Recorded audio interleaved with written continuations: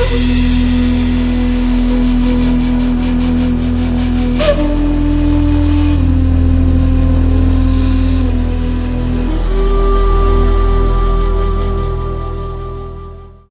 guys, what's going on? It's Jabara here, and I just wanted to put together this video for you guys. It was an interview that I had the pleasure of being invited to.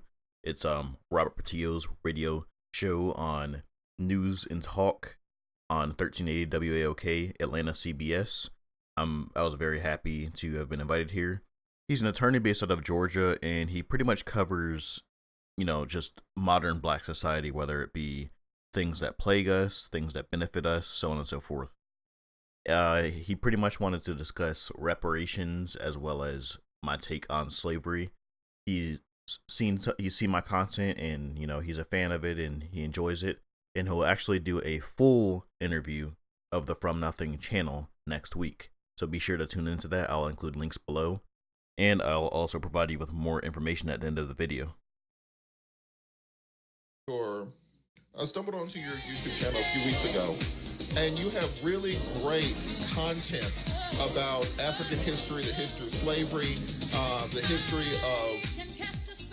Darnell, are you still playing I'm Every Woman? But you have really good content about African history, and we want to do a deep dive into this next week.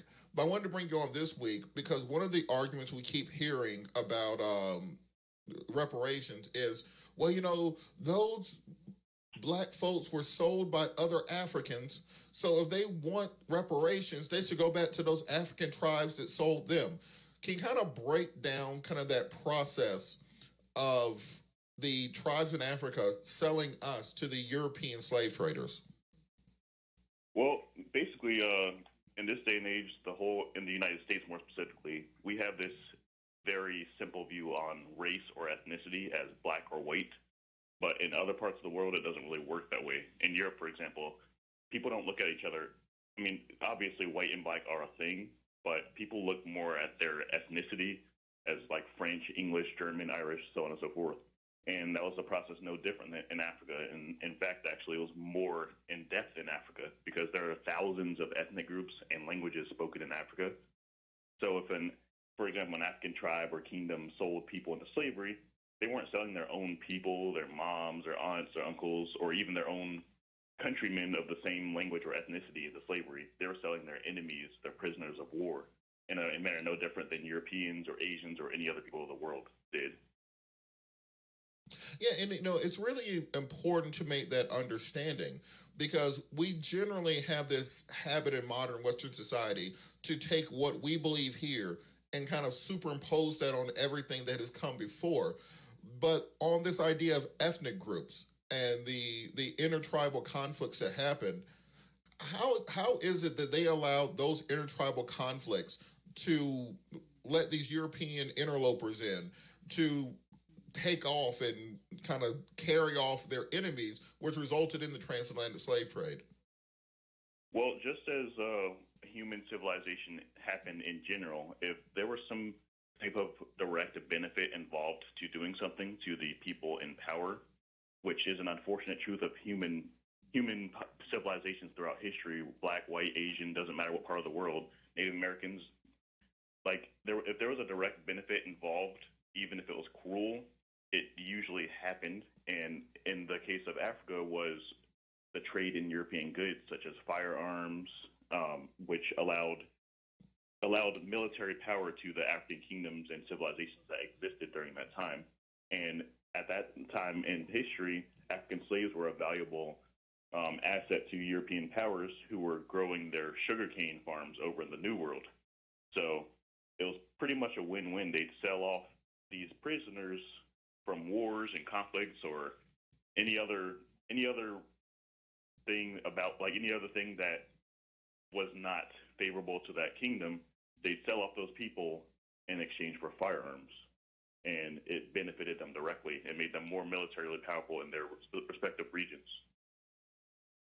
All right, and what were the major kingdoms involved in the slave trade? What were the major tribes involved in trading us to the Europeans? Because often many of us now, when we go on these trips of rediscovery back to the motherland, we just plop down, we're like, we in Africa, But who are the people who were the main folks selling us off?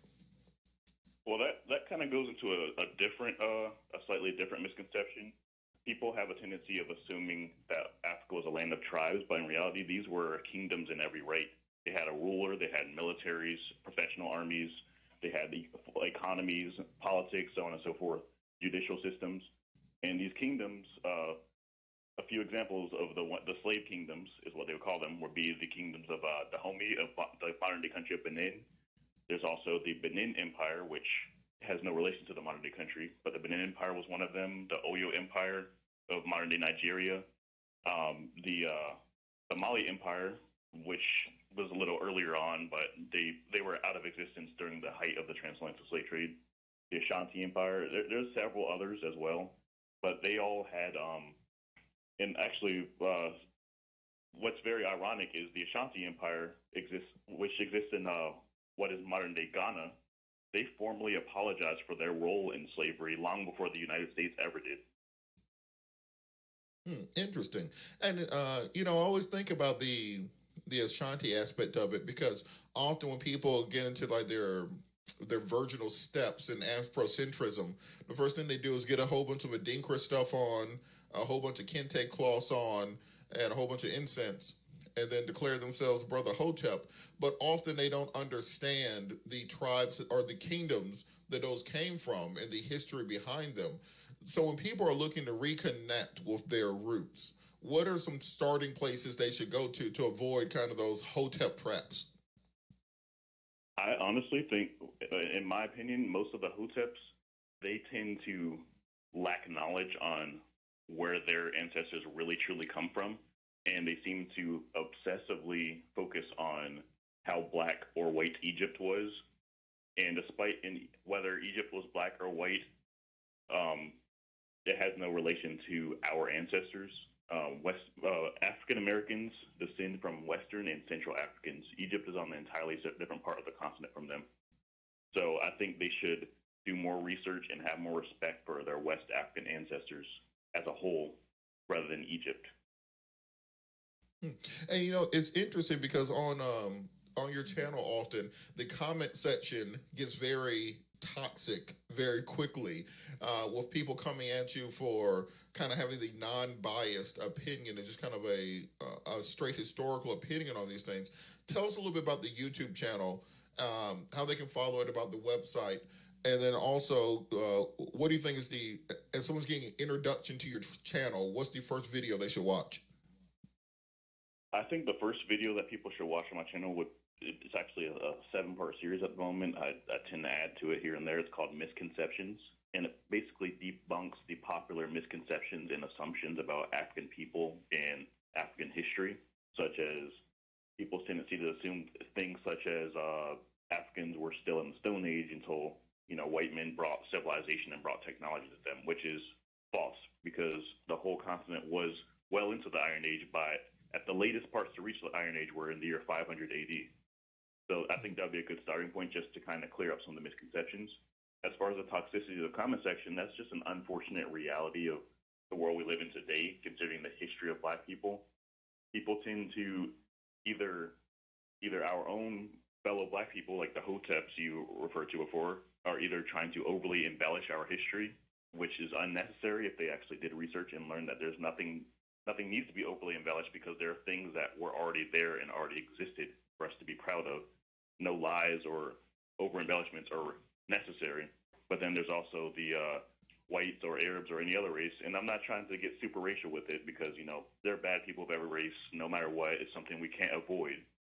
But then there's the white people and people of other races who assume that my channel is all about propaganda, and I fall into the Hotep category, when in reality I'm just stating facts, and facts that are largely ignored, but important for us as a whole and as a society to know, in order to change the negative misconceptions and overall thoughts on Blacks in our history. All right, we're going to have you back next week to dive deeper into this. But before we go, what are some books or some readings, some resources that people should use if they want to get more in touch and have a better, true understanding of their history? And then shoot out your contact info, social media, website, that stuff, so people can follow you. Well, the problem with African history and research is it's so it's either very summarized and crash course on sites like Wikipedia, but then there are very good sources, but they're usually very difficult to find. But one I find that's been particularly valuable to myself and what I've been doing is a book known as African Dominion. It's a very recent book, and it dissects West African history like down to the T. It's probably the best you can find out there. And there's also the UNESCO General History book series as well, which they're all academically accredited sources, and they really dig deep into African history. All right, great. Shoot out your social media information real quick. If you'd like to follow me on Twitter, it's my tag is at the Empire FN, and it's the same for Facebook. And then on YouTube, my name is From Nothing. All right, thank you so much, Mr. Jabari Walker from Nothing YouTube channel, a great resource for African history. He'll be back next week to take a deep dive into this. Thank you so much, Jabari. Okay, guys, I hope you enjoyed this short segment on reparations and slavery, and remember that you can tune into a full interview of the From Nothing channel by Robert Portillo next week on June 30th, Sunday at 2 p.m. Eastern Standard Time. If you would like to support me by joining, I will include the link to the talk show in the description below, as well as the pinned comment section. I hope you enjoyed, and always remember, we don't come from nothing.